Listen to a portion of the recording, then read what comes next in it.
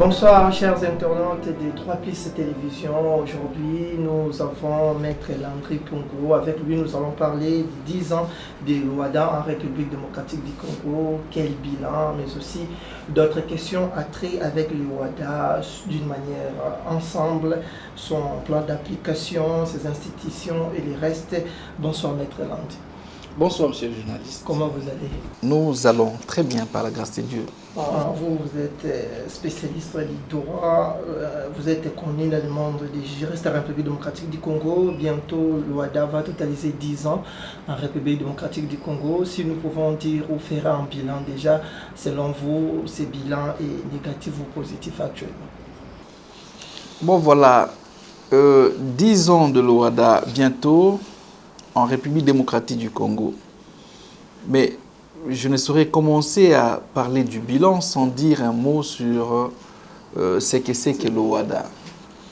L'OHADA, cet acronyme signifie Organisation pour l'harmonisation en Afrique du droit des affaires.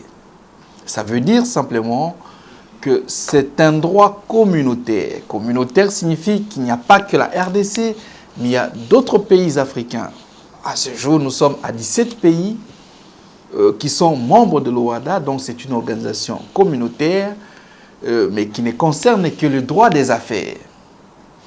Et l'OHADA est né, je pouvais dire, l'OHADA a été mise en place à Port-Louis, en île Maurice, depuis 1993, par les pères des indépendances. Les pères des indépendances, vous le savez, avaient pensé à unir l'Afrique. Vous pouvez bien vous rappeler, déjà Lumumba parlait de l'Afrique. Il disait l'Afrique doit s'unir. Et Kwame Nkrumah avait même laissé un livre très important que je conseille à tout le monde de lire. L'Afrique doit s'unir, de Kwame Nkrumah. Ça veut dire que déjà, au départ des indépendances, on a vu une dynamique, une volonté des États africains de s'unir. Mais cela n'a pas prospéré. Il y a eu beaucoup d'anicroches, ce qui a conduit à certains penseurs à changer de méthode. Ils ont dit qu'il faut une dynamique d'en bas. La dynamique d'en bas, ici, c'est une dynamique qui fait impliquer le peuple, la population, dans leurs différentes activités, notamment des affaires, le commerce naturellement, je dis bien notamment. Et finalement, en 1993, plutôt que d'être un club de chefs d'État, l'unité africaine, comme on l'appelait, eh bien, on va faire une unité juridique qui est en train de se conquérir. Et nous aurons l'OHADA. Donc, je peux dire que les éléments lointains qui ont concouru à la matérialisation de l'OHADA, c'est notamment la volonté de l'Afrique de s'unir. Et déjà en 1993, on a mis en place quelques organisations, quelques structures de l'OHADA, notamment la conférence de présidents, chefs d'État, chefs de gouvernement. Nous avons le conseil des ministres. Nous avons le secrétariat permanent. Le conseil des ministres réunit les ministres de justice et des finances. Le secrétariat permanent qui est au Cameroun. Nous avons également l'école régionale supérieure de la magistrature qui se trouve à Porto Novo, qui se trouve au Bénin, et la Cour commune de justice et d'arbitrage qui constitue l'institution judiciaire suprême de l'OHADA. Ça veut dire, si vous perdez au premier degré, au niveau national, en RDC, un procès en matière de droit des affaires, vous les perdez au second degré ou vous les gagnez, le perdant a la possibilité d'aller en cassation devant la Cour commune de justice et d'arbitrage. Voilà un peu en bref ce que signifie l'OHADA, ainsi que ses origines lointaines et ses structures. Maintenant, vous m'avez bien posé la question, monsieur le journaliste. 10 ans de l'OHADA, quel bilan?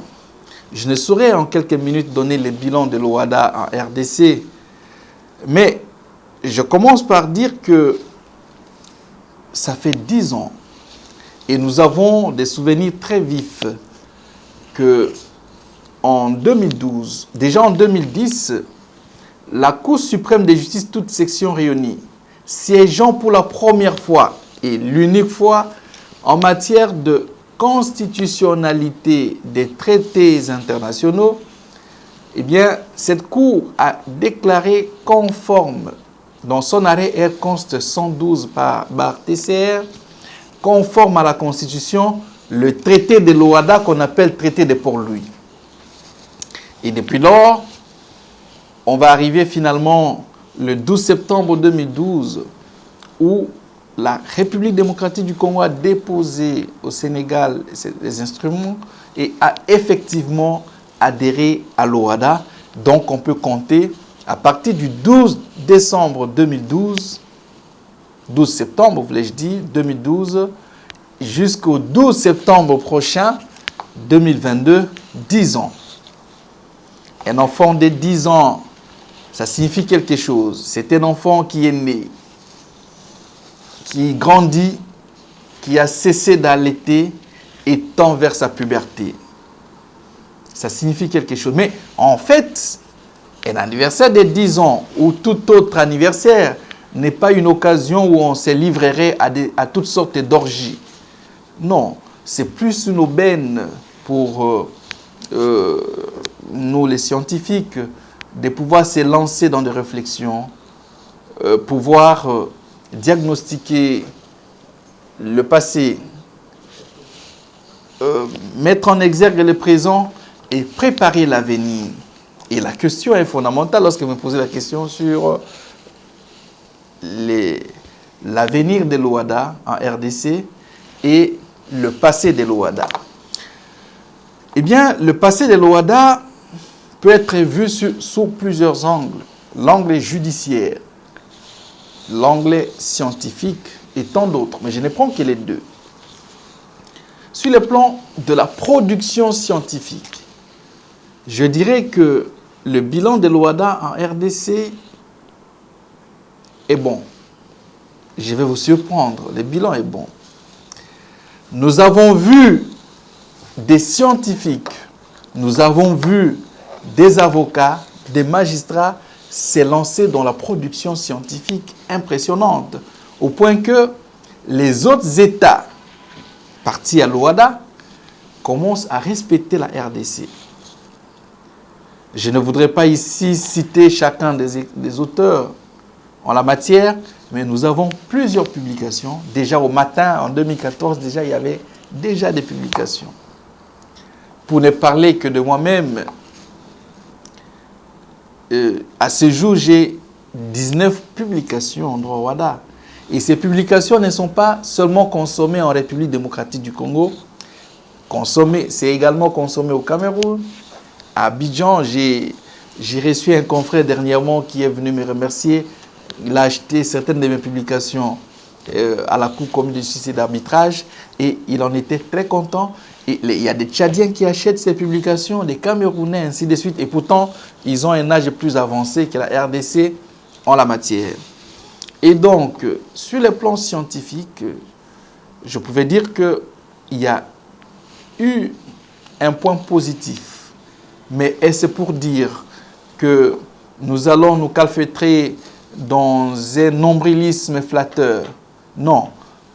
Il nous faut redoubler d'efforts pour que la RDC puisse continuer sur le plan scientifique, mais sur le plan judiciaire. Sur le plan judiciaire, nous avons également coutume de décrier la RDC. On dit, voilà, dans ces pays, tout est défectueux, ainsi de suite.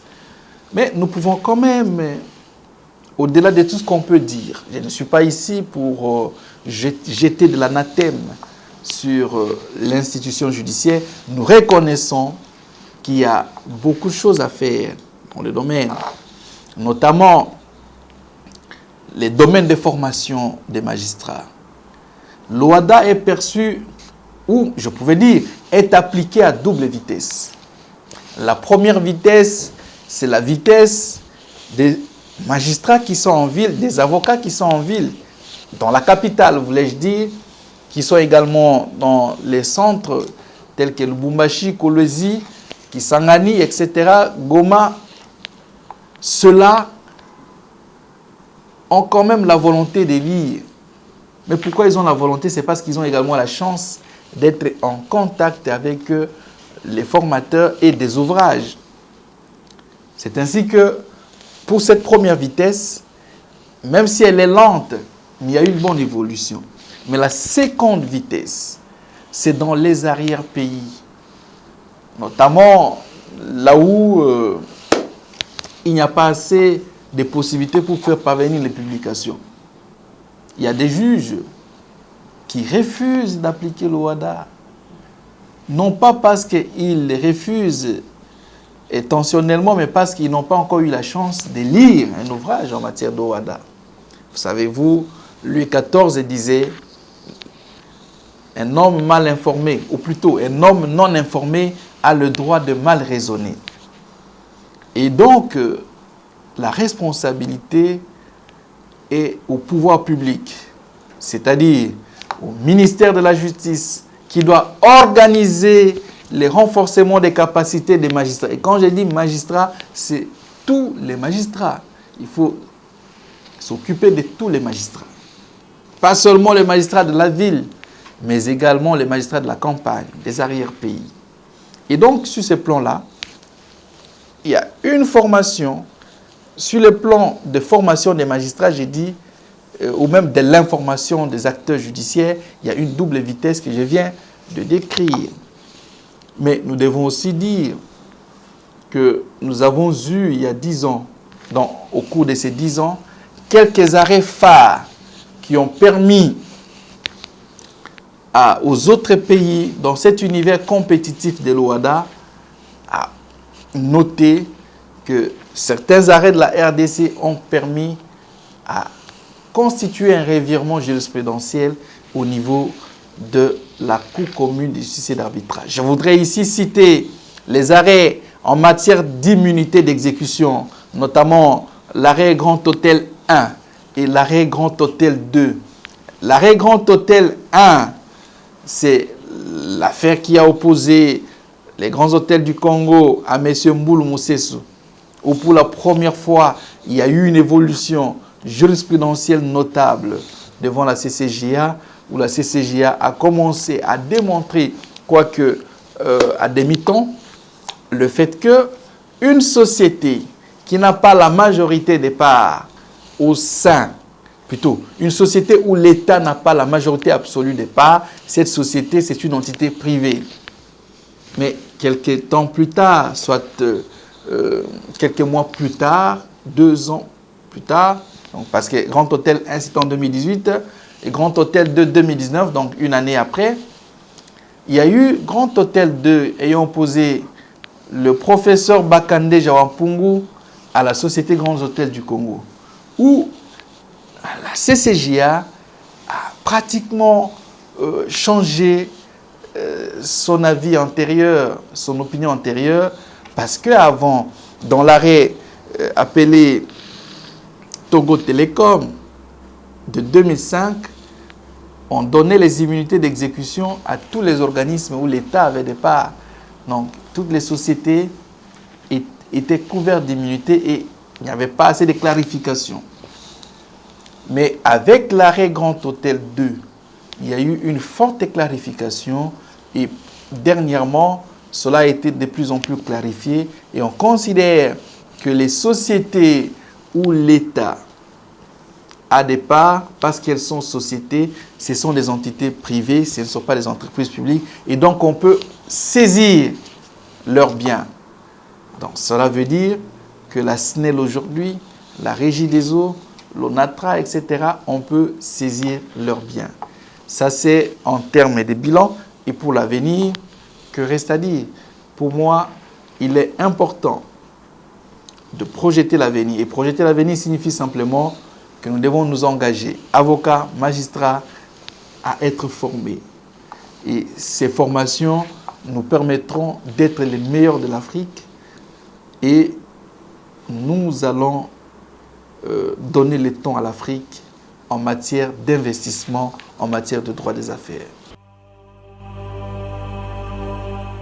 Landry, parce que c'est une émission que tout le monde suit, tout le monde n'est pas juriste. Il y a une question, pourquoi l'adhésion de la RDC au WADA a-t-elle traîné depuis les années 90, vous avez dit, et la RDC s'est adhérée vers les années 2012. Qu'est-ce qui s'est passé? Bon, il y avait des facteurs endogènes. Pourquoi la RDC n'avait pas encore adhéré? Il a fallu analyser les tenants et les aboutissants. Les traités devaient passer par le Parlement. Il a fallu respecter la procédure. Bien sûr, la plupart des pays étaient déjà à l'origine, déjà en 1993. Il y a des États comme le Cameroun et les autres, tous étaient déjà là, comme État parti. Mais nous, il a fallu, c'est un processus. Nous avons également le Burundi qui compte adhérer à l'OADA. Et donc, ce sont des facteurs purement endogènes. On ne va pas demander à tout État d'adhérer au même moment. Donc, nous analysions les pour et les contre. Et voilà, en 2012, nous avons effectivement adhéré à l'OADA. Mais adhérer au WADA aujourd'hui, quels sont les avantages palpables que les pays bénéficient une fois que vous adhérez au WADA? Voilà, l'adhésion à l'OADA a donné plusieurs avantages, notamment l'amélioration du climat des affaires. Avant, on était en train d'appliquer un droit ancien, un droit de l'époque de Napoléon, le code Napoléon. Et ces codes devenaient tellement vétustes que même les Français même avaient déjà presque tout changé. Mais nous étions dans les vestiges du passé. Il lui fallut donc un changement, sous l'influence naturellement des Français, des Belges, etc. Et on a constitué un droit qui n'est pas en fait tout à fait original, mais qui a également des éléments d'originalité. On ne va pas se dire on a fait les copier-coller comme on a l'habitude de les chanter, non. Parce que vous allez voir, le droit WADA a beaucoup d'éléments, en guise de comparaison, beaucoup d'éléments de différence avec les droits français. Mais non, les avantages, c'est qu'aujourd'hui, pour recouvrer une créance, par exemple, commençons par là, on n'est plus obligé d'aller solliciter une ordonnance, d'assigner en validité de la saisie, etc. Non, on n'est plus du tout obligé de suivre la procédure ordinaire qui était saupoudrée des choses trappes, qui était émaillée des dilatoires au point que quelqu'un pouvait prendre une dette, sachant qu'on n'arrête pas quelqu'un, on ne conduit pas quelqu'un en prison pour une dette et puis s'en foutre. Mais aujourd'hui, l'OADA est venu décourager les insolvables. Les banques ont la possibilité maintenant de recouvrer leurs créances. Et même les particuliers, pourquoi pas. Donc avec l'OADA, le recouvrement de créances, par exemple, devient simplifié. Et cela permet une attractivité.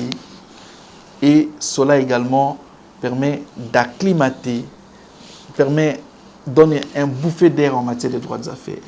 Pour ne citer que cela, si je dois donner tous les avantages, nous allons aller jusqu'à demain. Bon, maître, nous sommes presque déjà à la fin pour cette interview, mais d'une manière générale, quel message pouvez-vous lancer, comme vous venez de le dire, à tous ceux qui se trouvent à l'intérieur de la RDC qui hésitent encore à appliquer les droits au WADA? Le message de ceux qui sont aux arrière-pays, je connais leurs difficultés parce que je vais également plaider en campagne dans les arrière-pays. C'est d'abord l'hésitation est due au manque d'instruments, d'ouvrages, etc. et manque de formation. Mais également, je leur demande comme conseil de pouvoir s'auto-former également. Parce que si vous attendez que l'État congolais vienne à votre rescousse, ce qui relève de sa responsabilité, ça peut traîner. Et donc, comme ceux qui sont ici les font, chacun achète à sa manière les ouvrages, chaque magistrat cherche à s'auto-former, cherche à venir à des formations aussi. Ils peuvent aussi inviter des formateurs et solliciter des ouvrages ou acheter des ouvrages. Ça peut leur permettre de s'auto-édifier scientifiquement. Est-ce qu'il y a moyen aussi pour vous d'organiser des formations dans des provinces aussi pour mettre à niveau? Nous les faisons souvent déjà. Mais faute de moyens, parce que pour que vous soyez en province, vous devez payer le billet.